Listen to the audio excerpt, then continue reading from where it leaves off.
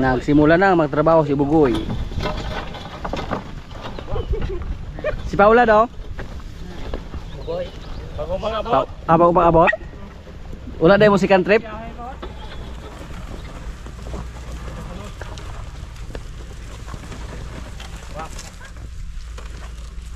Napakadali lang natuto ni Bugoy mga kaprobinsya. Hindi lang namin ginamit yung aming rayos kasi mahirap yung daan dito. Baka matumba pa.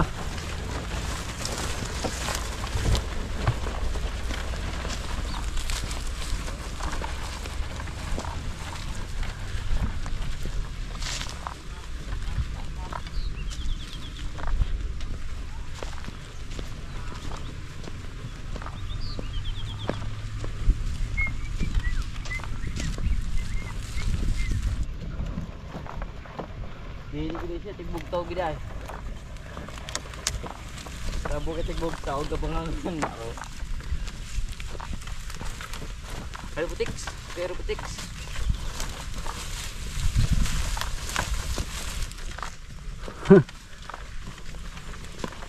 Napagod na si Bugoy oh. Sikan time pala niya ngayon.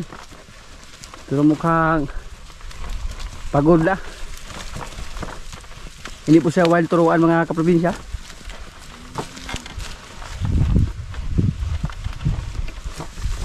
Ang dala namin ngayon si Palo, si Bugoy at si Rambo. Puro mga lalaki. Si Tisoy, nagpa-relax lang.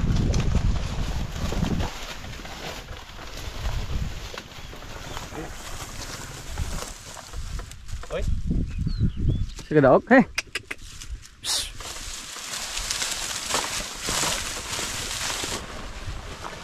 Pila ka biyahe kayong natapok?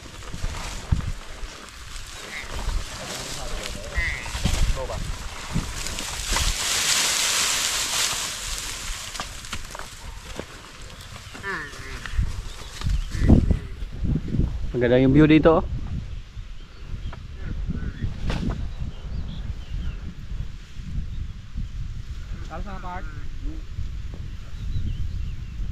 Si Palo, kondisyon kayo si Palo.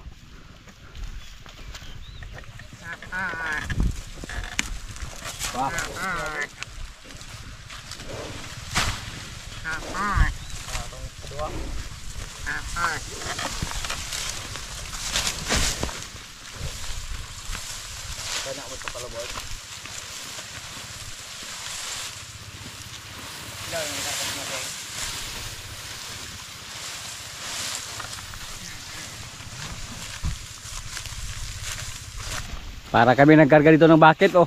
Single-single ra. Lang hawal og tubo. Lalo na pag apat yung gamitin namin, apat na karosa. O ilang galon ilang ibiyaan sa ha? Diha ra gid sila di ay.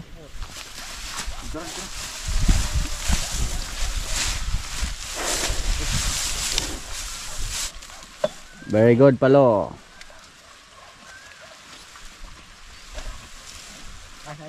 Part, ito nol part. Sabay sa Oscar. Oscar, bang Oscar. Sabay sa.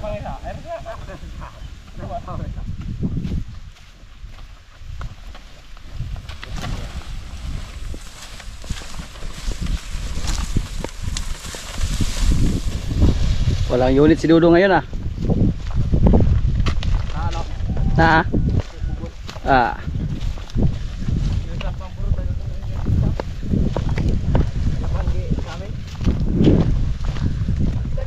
Napakalaki po yung pakinabang sa ating mga alagang kalabaw dito. Sila yung tagahakot ng kumpay. Ibilad naman yung mga kumpay na yan mga kaprobinsya para ma-stock namin. Kaya samantalahin namin ngayon na may mga tubo pa dito sa aming area. Ihanda namin pag dumating na yung tag-init. Yung bunker natin, pwede natin yung stockan ng kumpay. Yung mga nabilad na.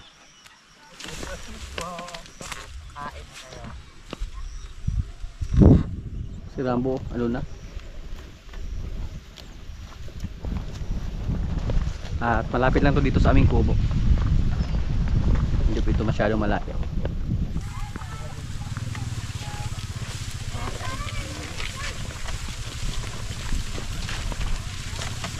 Si Jen po, kung sakaling mga anak na siya, makatulong naman siya sa paghakot dito ng kumpay. Yung mga babae natin kalabaw, mga backup lang sila.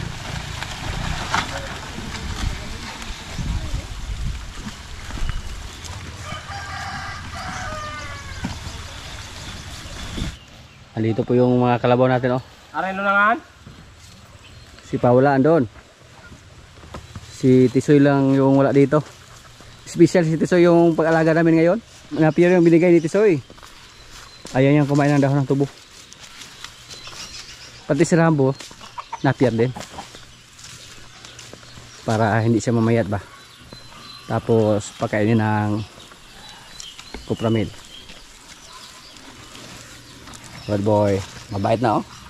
Hindi na siya mailap. Dati mailap to. Lalo na yung si Bugoy. Mailap to dati. Diba daw? At si Bitang. Wapo naglawas si Bitang. Halos magkasabay po sila ni Quinay.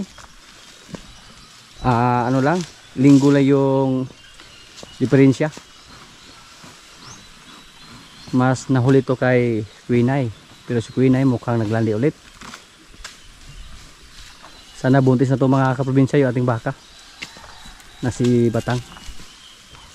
Siya po yung nanay ni Marites. Malakas siyang kumain ng tubo. Kahit mga tuyo. Idlan ako na eh. Mailap to sa akin.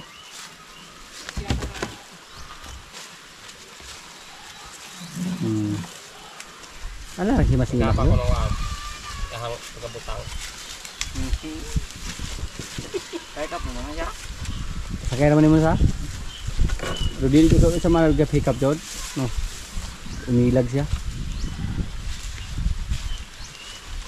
Kagamaya pa may kalabawa pag-abot dito. Pero no. Sugo po kasi sa.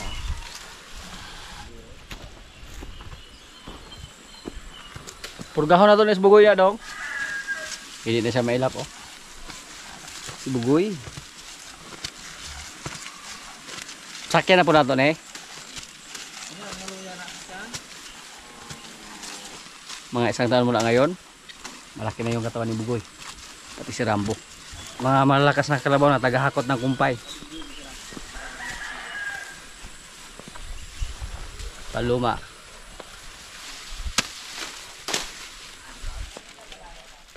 Si Jen nagpatrilay ng husto. Baka isang umaga paggising namin may kalabaw na dito na maliit. Kapit na gini, Brod. Malapit na daw, sabi ni Brod. Malapit na, Brod, oh. Malapit. Hubag naman, Brod. Wala naman masulag pisliting totoy aling nabay gatas. Murag magpapislit rin naman sa. Pilit hikap sa. Mo ignok.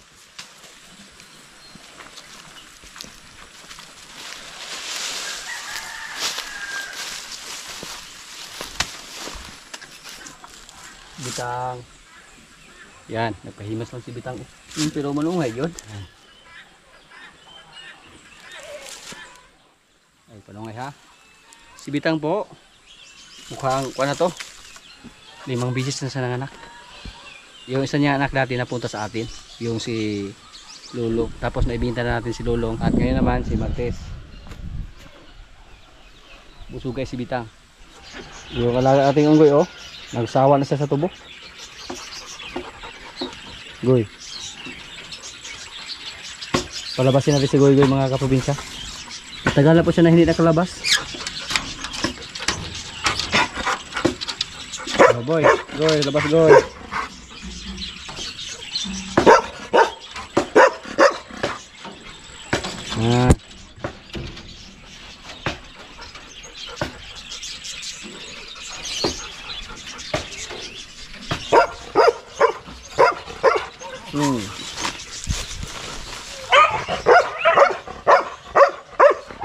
Kilos yung mga aso natin. Bakit daw pinalabas natin si Goy Goy?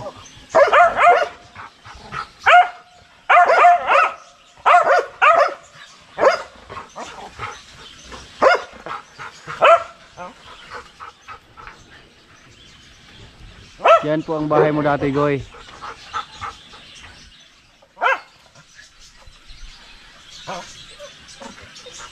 Naghanap siya ng mga uod.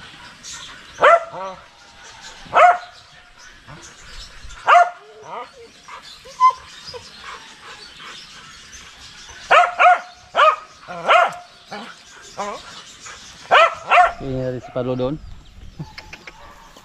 para mabusog sa gilid ng ating mga tanim na napiyat. Malaki na yung katawan ni Palo. Pagkaganatingnan mga kaprobinsya.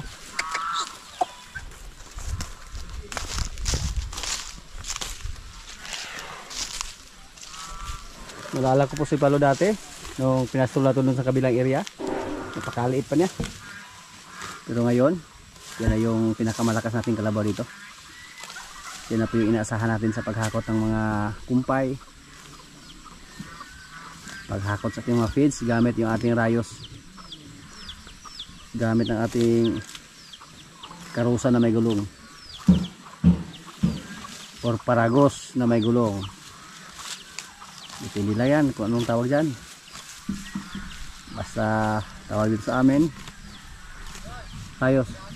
Yung baka natin na pula parang nilabasan daw ng kulay puti. Hindi siguro naglandi kasi wala pa isang buwan si Pogi Junior. 2 linggo pa lang. 2 linggo. Tingnan natin kung ano yung lumabas sa ating baka na pula. Kung sakaling naglandi siya tapos yung baka natin wala pang isang buwan, may mga ganun naman. Pero tingnan na natin kung ano yung itsura. Wala namang available na Red Brahman yung technician na kaibigan natin. Kung sakaling naglandi siya, maghintay lang tayo ng mga 21 days mula ngayon. Hintayin natin na maglandi ulit. Mau gila gue dong, pares ka ba siya dong?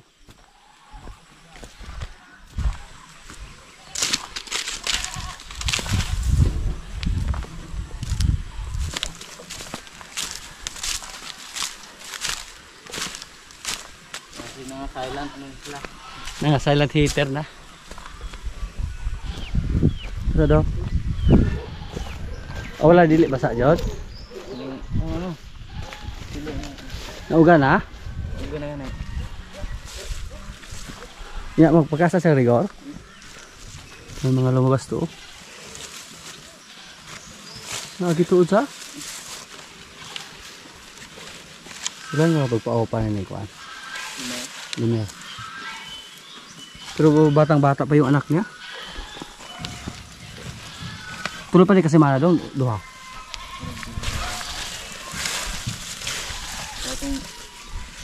May mga lumabas sa kanyang ari mga kaprobinsya. Hindi muna natin pakasahan ngayon. Kung naglandi siya, so yung cycle po sa baka every 21 days. So maghintay tayo ng mga 21 days. Kung sakaling maglandi siya ulit, doon na po natin siya pakasahan. Wala pang isang buwan yung isa nating baka na si Pogi Junior. Pabutin muna natin ng mga isang buwan. Batang baka pa. O sa sunod ng mga 21 days maglandi ulit siya. Doon na po natin siya pakastahan or ipa-EI. Sana sa mga panahon na yon, kumasa na si Limer or may available na Red Brahman or kahit White Brahman po, pwede. Kasi sa ngayon yung available sa kaibigan natin na technician, si Sir Aile, wala Holstein at saka Wagyu. Kung umabot na siya ng 18 hanggang 21 days, bantayan na natin. Kasi yun po ang cycle ng baka. Pero masaya po tayo. Sana kita natin. Yung si Rigor, 2 buwan pa lang, naglandi na yung nanay niya. So, masaya po tayo. Sana po tuloy-tuloy na po yun. At yung isa nating bakang pula dyan, bantayan natin. Every time na may maglandi dito sa ating mga alaga na baka, subukan muna natin si Limer bago tayo mag-desisyon na ipa-EI yung ating baka. Kasi gustong-gusto po natin na magkaroon siya dito ng anak. So every time na may maglandi, pati yung mga baka natin dyan na si Queen Eye, Yung inay po, mukhang hindi siya buntis kasi may lumabas daw sa kanyang ari sa mga nakarang araw. Pero hindi po ako sigurado kasi hindi po ako mismo yung nakakita. Balak po natin na ipacheck yan ulit sa sunod na buwan. Mag-request tayo ng technician para i-check ulit yung baka natin kung buntis ba siya o hindi. Yan po yung mga baka natin dito.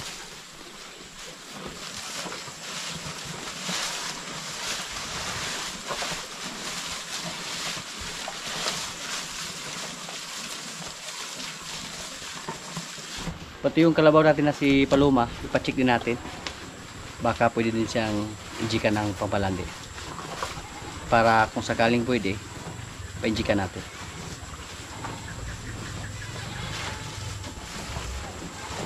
Yung baka natin na puti, oh. Mukhang masikip na yung busal niya. Kailangan na pong i-adjust. Suga ka? Isuga yung makahaga, pangus mo doon. Okay. Isuga siya. Tingnan niyo po. Nungay din siya. Ito po, naglandi siya ulit. Pinaiayasan na natin siya ng Red Brahman. Kasabay ni Basya.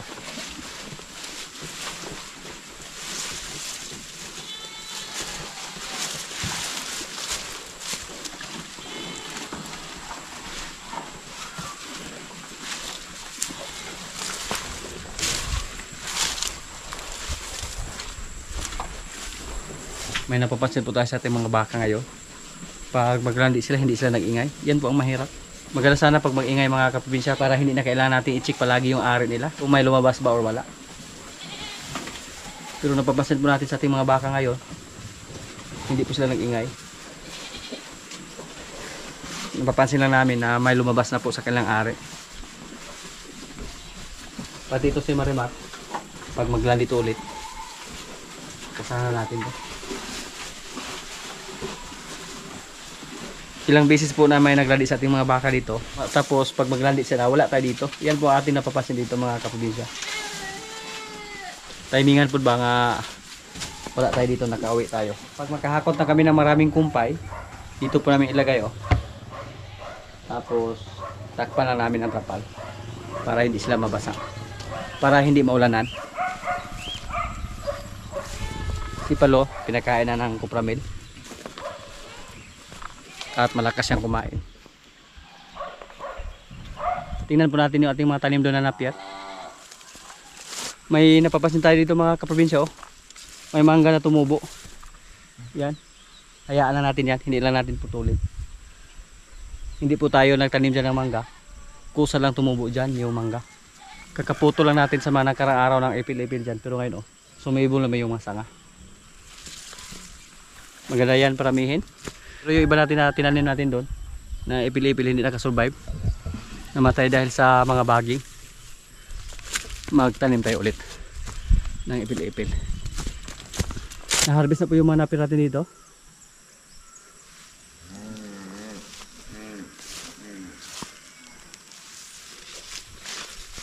Nalagyan na ito ng pataba, so napakadali lang ito tumubo.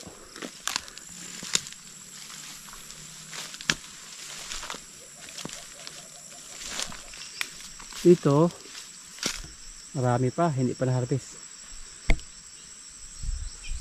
Yan. Yan po maganda sa napier. Pag ma-harvest natin sila, lagyan agad ng mataba. Natumba yung kahoy dito, oh. Hindi po natin yan pinutol. Natumba. Sa ngayon medyo marami-rami po yung ating mga tanim na napier. Pero dahil sa dami ng ating mga alaga, kulangin yan basta doon lang tayo sa ating mga tanim na napier o masa. Kaya kailangan po natin maghakot o mag-stack ng mga dahon ng tubo. Kasi sa ngayon nasa 23 heads yung ating mga alaga. 7 yung kalabaw at saka 16 yung ating mga baka. Tapos pag mga anak si Jen, baging 8 na yan. Sa baka pa lang, kukulangin na yung mga napir natin kung ito lang yung asahan natin. Isang buwan lang, basta palaging may ulan, napakabilis po tumubo sa mga napir.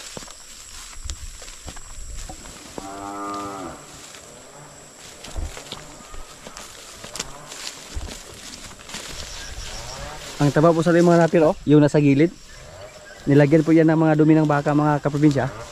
Kaya napakataba po nila. Green na green yung kulay. Kahit maraming damo. Ang busog ni Bitas, oh. Ano? Bilog na bilog yung katawan ni Bitas, mga kaprobinsya. Yan. Busog guys ya. Paborito po niya yung tubo na may matatamis na bagay. Sa punuan napit ba?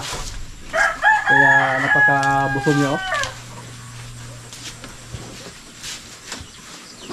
Walang problema dito sa amin basta season na po sa pag-harvest ng tubo. Magka-problema lang kami kung hindi na po season. Pero mga ilang buwan lang yon. Kasi dito sa amin, yung ibang may mga tanim na tubo, 2 beses po sila mag-harvest sa isang taon. So, hindi po tayo masyado mahirapan. Nung una na may tag-init o El Nino, hindi lang natin napaghandaan. Kaya kahit mga saging, mga pakol, pinapakain natin sa ating mga alaga. Pero nakasurvive pa naman tayo. Ngayon na medyo alam na natin kung ano yung dapat natin gagawin. Habang may mga nag-harvest pa ng tubo dito sa aming area, kinuha namin yung mga dahon, hinakot namin. Guwapo na kay katawan si Bitas. Bilog na, sulit na sulit. Ang maganda po sa baka, mga kaprobinsya, pag may edad na sila, wala na silang pili sa pagkain. Oops, Bitas, relax lang. Pinakita na niya yung kanyang hita, oh, paa niya. Pag may mga komprador, tapos ibinta natin yung ating alaga, ganunin nila agad, oh. Tingnan kung hugot ba yung panit nila, yung balat, or mataba ba.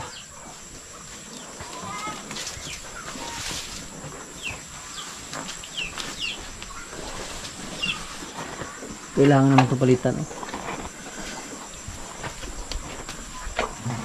Paggawan ulit natin ito ng malaking busal. Palagi kami nag-adjust sa kanyang busal. Ito po, oh, makapal na. Kalma daw po siya, nagpahimas lang. Hindi siya matapang. Bata pa to. May ibubuga pa to, mga kaprobinsya, kasi bata pa. Wala pang bungal or hindi pa nahingo ba. Mga 2 buwan pa lang siguro siya sa atin. Limiro. Oh, yung sugat niya. Palagi natin itong inisprehan para hindi dapuan ng langaw. At natuyo naman, oh. Tapos nabukanahan na din siya. So natuyo na yung kanyang sugat. Parang kati-katiyan lang. Katog-katog.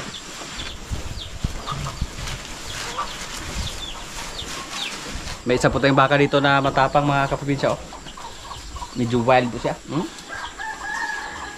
Baka hindi siya tumagal dito sa atin. Kinabahan ako sa ating kambing. Hinihingal siya, oh. Hinihingal siya sa sobrang busog. Kinakain mo natin siya ng marami para magkaroon siya ng maraming gatas. 4 yung kanyang anak. Hinihingal siya, oh. Nahinay na kaon. Saan ka? Muna. Sirok ngay ka. Matakaw ka sa pagkain. Uy. Busog na busog siguro siya. Or masama yung pakiramdam niya. Mukhang masama yung pakiramdam niya, oh. Pero kumain naman siya ng marami. Baka busog lang siya. Kabahan tayo pag ganyan tapos hindi kumain at saka matamlay. Pero mukhang hindi naman sa matamlay naman. Basta mga anak ko siya, dito po natin siya nilagay palagi. At sa mga hindi po nakapanood sa una natin mga video, marami na po tayong kambing dyan na nakaslahan. Nagpaparami ng husto si George, siguro nasa mga 5 heads or 6 heads yung nakaslahan niya. Pati yung kambing na ibinta sana natin, naudlot po yung pagbinta natin kasi naawa po tayo. Naglandi na po at nakasal po ni George. Sayang po pag ibinta natin. So kung sakaling magbinta tayo ng kambing, yung lalaki na kapon, yun po ang ibinta natin. Hindi naman sila lumabas kahit nakabukas yung kulungan nila.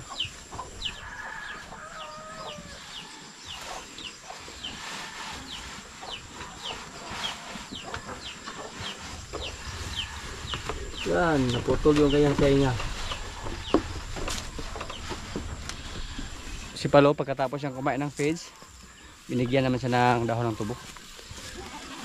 Yan. Ako ay lawas si Palo. Pero may ugali po siya mga kaprobinsya. Pag may hilain siya na karosa, tapos medyo matagal yung pagkarga sa kanya, gusto niyang tanggalin yung kanyang karosa. Pagsakyan din natin, naniko, ginano niya yung natin binti. Pag hindi tayo makailag, malaki ang posibilidad na matamaan yung binti natin. Gusto niya tayong ihulog. May ugali po yung kalabaw natin. Pero pag marunong lang tayo, hindi po siya nasakyan palagi. Minsan po takot yung mga kasama natin dito na sumakay sa kanya. Wala silang kursunada. Pero ako, hindi po ako takot sa kanya mga kaprobinsya. Sanay po ako sa kalabaw. Basta mahawakan lang natin yung tali sa ilong, hindi tayo matakot. Sanay po tayo mahulog sa kalabaw. Yung niyog natin dito, nagsimula ng mamunga. Pero yung unang butay na lumabas, butay pang tawag dito sa amin, walang laman. Ito po yung unang lumabas mga kaprobinsya, walang laman. Pero yung isa dito, yung kasunod, meron na. Dalawa lang yung laman. Tapos may kasunod naman. Abangan natin yan kung ilan yung putot dyan. Putot po ang tawag dito sa amin. Putot. Tapos meron pa dito. Ganun siguro basta unang bunga pa lang. Walang masyadong putot Ito po maging buko na to pag lumaki to. Kung hindi siya mahulog. Sabi natin mga kasama dito, napakaganda daw kanan. Sanggutan. Para magkaroon ng tuba. Sabi ko po uwag. Kasi pag may mga bunga sila, ipunla natin. Pwede naman natin itanim dito sa ating paligid. Pwede din tayo magtanim doon sa ayungon. Basta hindi pa natin maibinta yung ating lupa doon. So taniman lang natin ng mga dwarf. Kaya ito, i-preserve natin to. Kung sakaling mag-success to, ipunla natin. Nasa mga 4 na taon pa siguro to. Mula nang naitanim natin. Tapos bansot pa to. Kasi kinain pa to ng kambing. Pero at least naka-survive pa siya. Yung iba dito, wala pa. Hindi pa namin nakitaan ang mga bunga dito. Wala pang mga butay or takong na lumabas. Mataba sana siya pero walang lumabas sa kanya. Inakalangan namin na siya yung unang magkaroon ng bunga. Ito po, panyawan po ang tawag dito sa amin. Panyawan. Tapos ito yung ginagamit sa iba, pampurga ng kalabaw or baka. Sinusubo nila yung tag-isang dangaw. Mapait yan. Managing yung napait pas panyawan.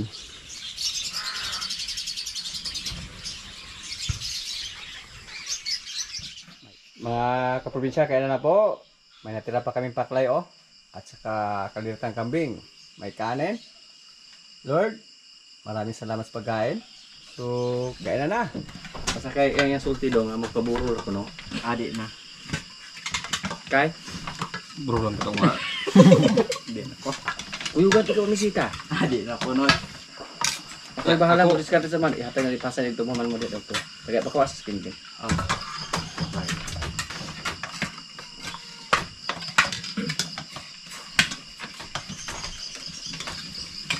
Okay. Matindi ko anay. Kaya nagpusaanay raw ni ato nga. Munday. Mayan mo kung kaya sa diskarte. Paadik ka kalupig ato kung badi-badi. Sama maalakan ko. Di pa hinamog buti ka dito nga. Nakoy bali-bali ay maayos mo diskarte. Nga maayos pag di kayo masayaw. Umupista.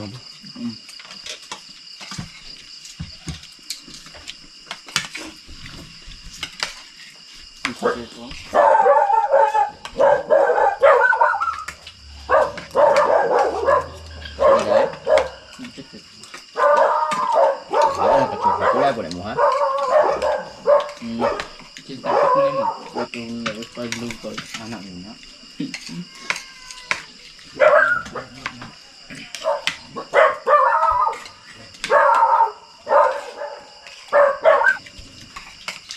Yung lagang lo ay bo, kaya mo lang kalman ng kundan?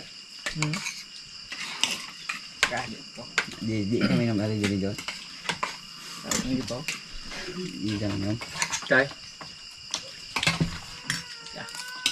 Fight kayo.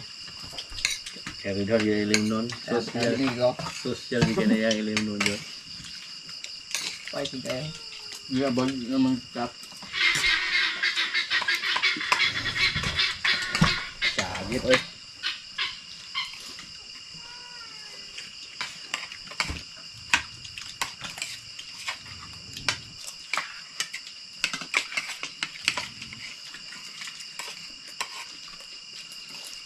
Isa lang bang kang inom mo? Long lang pa. Low fight. Ito talo.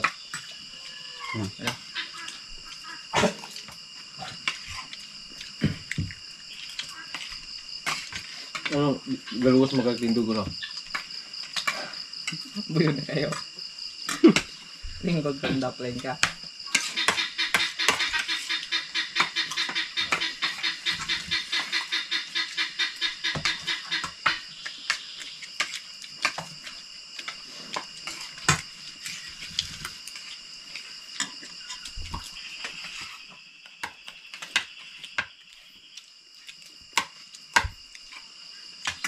Karoon naman na, karang kapag dapat kasada o tubig.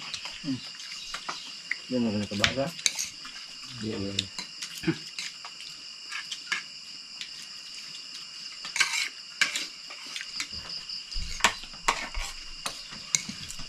Sa mga may galat ng ubo. Wala. Oh, linghingan. Yung mga nag-aaral ng mga pinilakad ng mga bakang sudye. Akong tinik ka nga nakaw nga. Ampik nung kayo. Eh, hindi na mabibig ang tumbang ko. Sa ito yun na eh. Balibat ko eh. Dagkam kayo. Nanginom pa rin baye. Magiyak ko. Lala, parang ka. Wala mong yun. Ang bayo wala mabog. Daan na sigawos na kainom na ko. Hanggang titete.